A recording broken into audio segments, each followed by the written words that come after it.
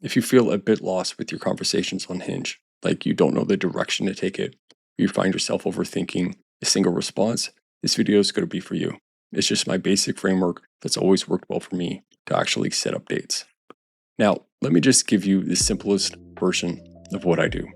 I go to their profile, I look at their bio, their pictures, their prompts, and I just see if there's anything to ask about.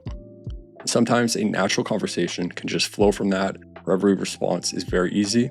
But sometimes I then go back to their profile to just ask about something else. And with Dashi here, I did exactly that.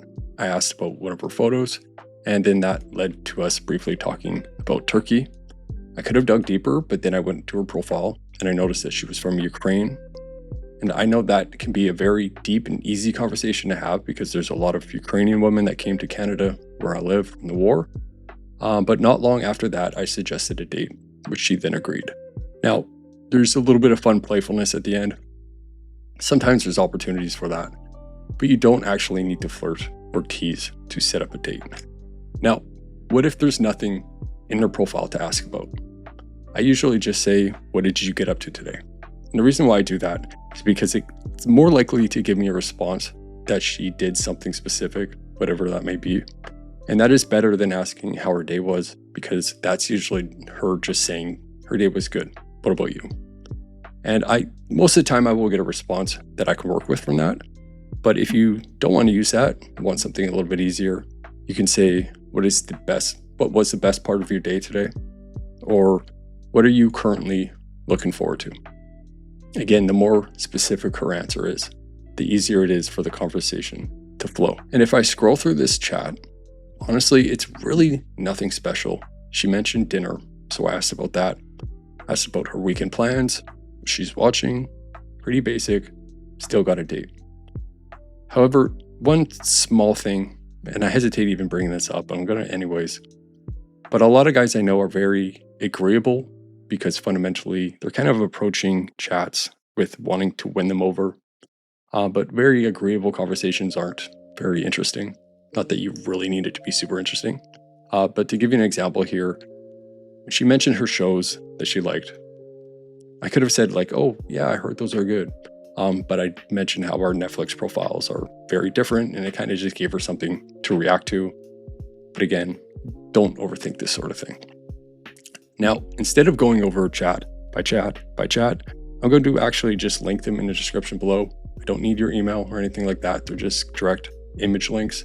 But before you check them out, if you're needing that sort of help, there's a few more things that I want to go over that is quite helpful. First off, a lot of my chats don't go anywhere, like a lot of them. This is very, very normal. I will get ghosted right after a match, right after a response, sometimes after talking for a while, and certainly sometimes after I ask them out. That is very normal, and that's very important for you to know, because instinctively, if you were to say something and then you get ghosted, you're going to be like, what did I say to push her away? That doesn't make sense because a lot of women just aren't really that interested. They just happen to be around their phone at that time and talking to you. And then maybe between that time and when they got back on their phone, they got a lot more dates and they're not her matches rather. And it's completely normal. So don't try to stress about that sort of thing. Secondly, when you are looking for something to bring up from their profile, definitely don't ignore the actual bio part because there's usually something to ask about. So as you can see here, I mean, you can talk about their job if it's relevant to you, school, hometown, dating goals. Third, there's no rush to exchange numbers. This is something like small, but I know a lot of guys will just try to move things off of the Hinge chat to their, talking over WhatsApp or text message or whatever. But that there's really no reason to. That's not going to suddenly make her more likely to meet with you.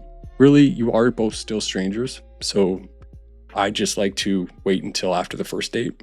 If we both still like each other, then I will, share my number from there. Fourth, most of my dates come from an evening of chatting.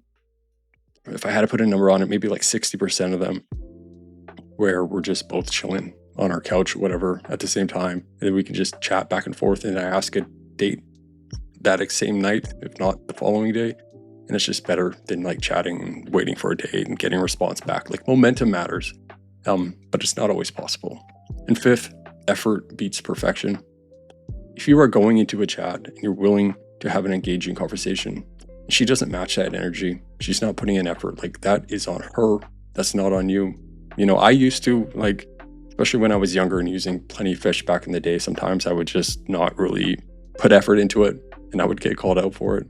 But no, I mean, it reflects your intent that you're actually serious about meeting somebody. That's a good thing. That's a green flag. If she doesn't match that, again, it's on her. And I say this so many times, but it's always worth mentioning. Only around 10% of matches for an average guy lead to a date. And the reason why this is important to know, because you might be new to Hinge, you might be just signing up and you're getting rejected a lot, or it's any other apps. And if you don't have that context for what's normal, the rejections will hurt that much more. So keep that in mind. Again, it's just very, very common to be rejected at scale. So really focus on volume, focus on patience, focus on consistency. Try to make it part of your routine, especially like on the free version of Hinge. You just have 8 likes per day. That's not a lot. You can just skip sending comments. They're really just a waste of time anyways. It takes a minute. You can make that a part of your routine. It's not going to be a big deal. Even if you use Tinder, even if you use Bumble as a whole, maybe 10 minutes. But it really, if you have the patience, even a bad profile will eventually get some attention. But if you want to speed things up, need profile feedback, message review, prompt help, or whatever, I have information linked below. Otherwise, I will talk to you probably in a few days. Peace.